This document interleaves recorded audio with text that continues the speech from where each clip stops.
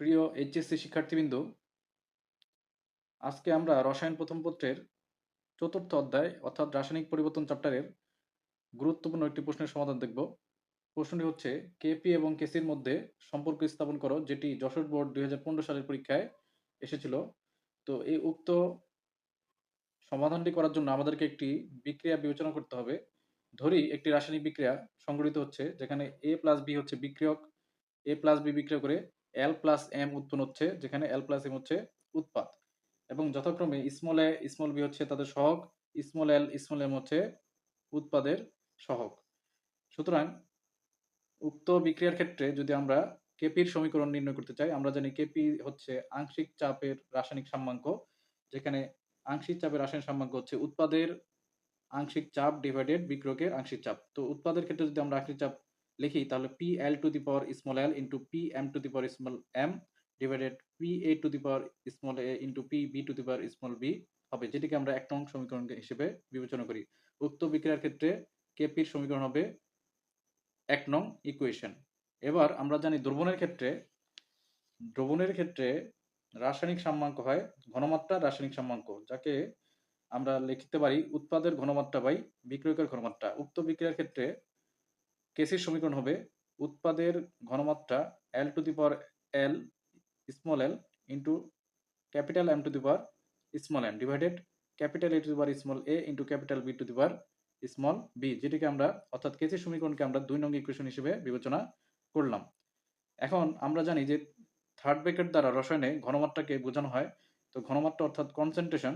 তো আমরা যদি এই থার্ড ব্র্যাকেটের দ্বারাই কনসেন্ট্রেশনকে বোঝাই, তাহলে এখানে থার্ড ব্র্যাকেটের পরিবর্তে আমরা লিখতে পারি সি অর্থাৎ কনসেন্ট্রেশন, অর্থাৎ কেসি ইজ ইকুয়াল টু লিখতে পারি C to the power L into C to the power M divided C to the power A into C to the power B, যেটিকে আমরা 3 নং ইকুয়েশন হিসেবে বিবেচনা করলাম।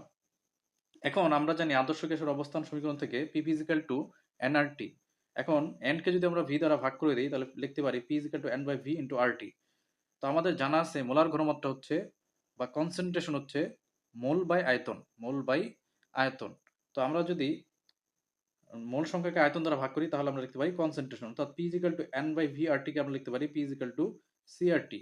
এখন P is equal to CRT এই সমীকরণটিকে, অর্থাৎ পি এর জায়গায় যদি আমরা সিআরটি লিখি, তাহলে এই উক্ত সমীকরণ কেপি সমীকরণ আমরা যদি পি এর মানটা বসিয়ে দিই, তাহলে যে সমীকরণটি পাবো সেটা হচ্ছে পি এর মান 1 নং সমীকরণে যদি আমরা বসাই, তাহলে আমরা লিখতে পারি KP is equal to CRT to the power small N into CRT to the power small M divided CRT to the power small A into CRT to the power small B.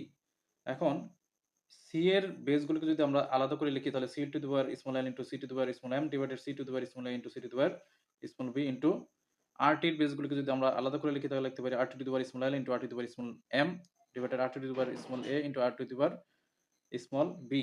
এখন আমরা পূর্বেই জেনেছিলাম যে C to the power L into C to the power M divided C to the power A into C to the power B হচ্ছে KC, এবং আমরা গণিতের সূচকের বিধি অনুসারে জানি বেস যদি একই থাকে এবং গুণ আকারে থাকে, তাহলে আমরা বেস এর ক্ষেত্রে পাওয়ার গুণ থাকলে তাহলে পাওয়ার যোগ হবে। সুতরাং R to the power L plus M divided R to the power A plus B লিখতে পারি, এবং বেস যদি সেম থাকে, যদি ভাগ আকারে থাকে, তাহলে পাওয়ার হবে বিয়োগ।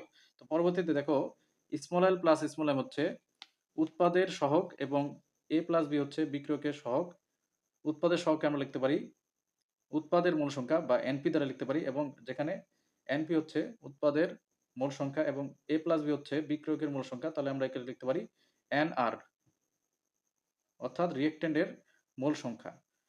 এবং বেস যেহেতু একই, তাহলে আমরা ভাগ আকারে থাকলে পাওয়ার হবে বিয়োগ। সুতরাং KP is equal to KC into R T whole to the power NP minus N R, এবং এনপি মাইনাস এন আর হচ্ছে মোল সংখ্যার পরিবর্তন, বিক্রিয়ক এবং উৎপাদের মোল সংখ্যার পরিবর্তন, অর্থাৎ উৎপাদ থেকে বিক্রিয়কের মোল সংখ্যার মান মাইনাস করলে যে মানটা পাবো সেটা হচ্ছে ডেল এন, যা এটাকে বলা হচ্ছে মোল সংখ্যার বৃদ্ধি বা পরিবর্তন। সুতরাং আমরা লিখতে পারি KP is equal to KC into R T whole to the power del N. সুতরাং কেপি এবং কেসির মধ্যে সম্পর্ক হচ্ছে KP is equal to KC R T whole to the power del N.